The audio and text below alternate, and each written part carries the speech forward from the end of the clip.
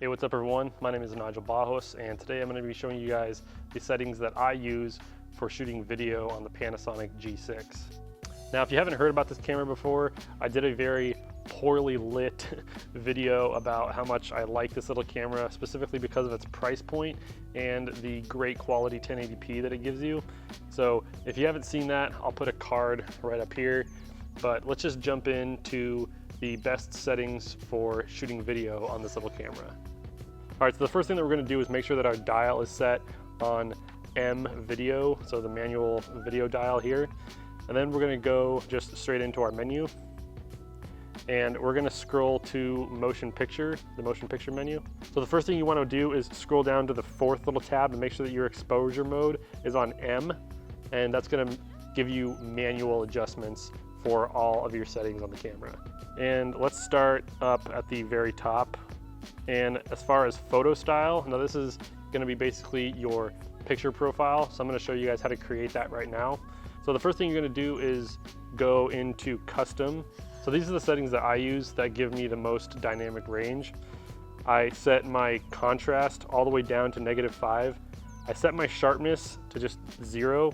So the reason that I don't take my sharpness down or put it up at all, because digital sharpening within this kind of looks bad, but taking too much sharpening away will actually make focus peaking work poorly. So you don't want to take the sharpness all the way down, because then your focus peaking isn't going to work that well. Then for saturation, I take that down all the way to -5. And then for noise reduction, that tends to make the footage soft. So take your noise reduction down to -5. Then we set that, and then that is our picture profile or photo style.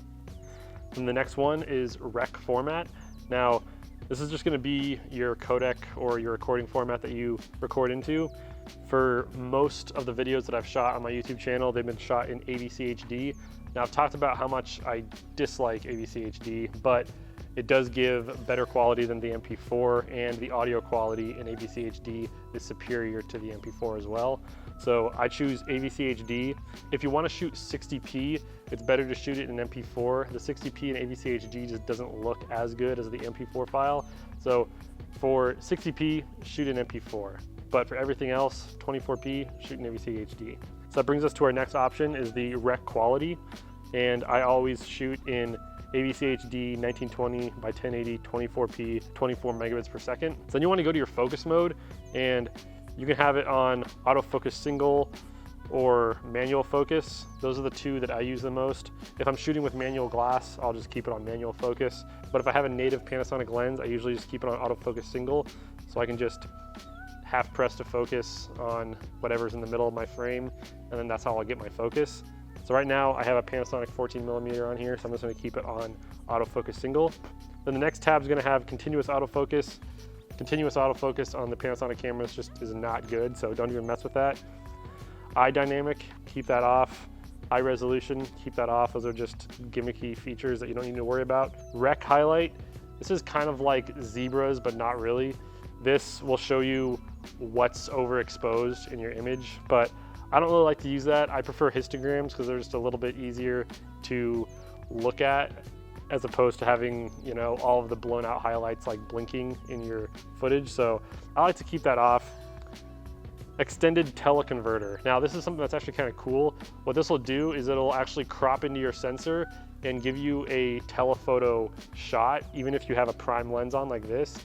So this will crop in, I think, 3 times and give you a much more telephoto shot, but you don't actually lose any quality, which is pretty cool. So you could theoretically have this 14mm on and turn it into like a telephoto lens, but you also lose depth of field and you lose light. So you can't shoot in low light with this teleconverter on, but in a pinch, if you need just a little bit of extra reach, this is a cool feature to have. But unless you're using it, just keep it off. Silent operation, I like to keep that on so that all the buttons don't make any noise. And then mic level display, I always keep that on so I can actually see the audio levels on the screen when I'm shooting, so that's really helpful.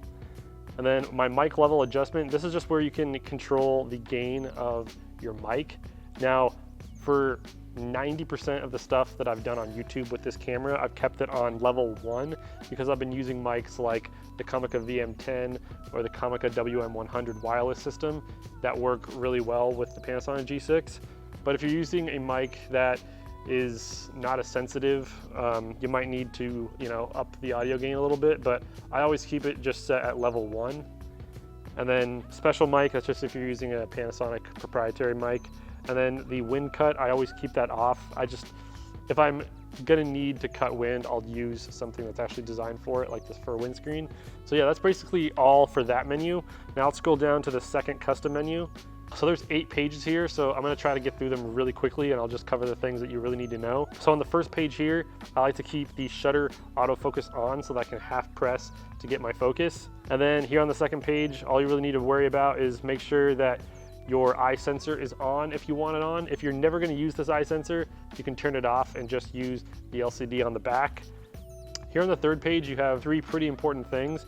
You have manual focus guide, peaking, and histogram. I like to keep manual focus guide on so that when I'm manual focusing, it'll actually zoom in to where the autofocus point is and I can really see some critical focus. Peaking, I've talked about this before, but focus peaking highlights the areas that are in focus. So that's a really important thing to have if you're using manual glass. And then your histogram, I like to keep that on so you can see if you're blowing out your highlights or if you're underexposing your shadows. So everything past the 4th menu up until the 8th, you don't really need to mess with. It's not really that important. But what you should mess with on the 8th menu is the shoot without lens. You want to make sure that that is on so that if you have a manual focus lens on there that doesn't have any electronic connections, the camera will still shoot even though it's not sensing that there's a lens on the lens mount. So make sure that that's on. And the last thing that you'll need to worry about with this whole setup is you need to go to the setup menu, which is the 3rd one down, and just go to your monitor luminance and keep that at the 1, because the 2 is too dim, the 3 is even dimmer, and then the auto just kind of like adjusts it by itself, which will make you think that like your exposure is changing, but it won't be. So just keep it at the 1. That keeps it at a consistent bright level, so you'll always be able to see your monitor and it's not going to change exposure levels when you're shooting, making you think that your exposure is changing when it's not. So yeah, that's really all there is to it to set up this little camera for shooting video. I've talked about this camera before. I really like it. It's only like $300 used on eBay, give or take. Seems like since I put out my video about this camera, they've been going up in price, which kind of sucks. But yeah, if you guys would also like to check out some LUTs that I created that were built around cameras like this Panasonic G6 or the Panasonic GH3, I have a link to my Selfie account in the description below. They're only like $5 LUT packs, so if you guys want to support this channel a little bit, it'd be great if you check those out. Or if you join me on Patreon, the $2 a month tier will get you access to all the LUTs that I put up on my Selfie account. Thank you guys so much for watching, and I hope this video was helpful for you. Anyways, until next time, I will see you guys later. Bye.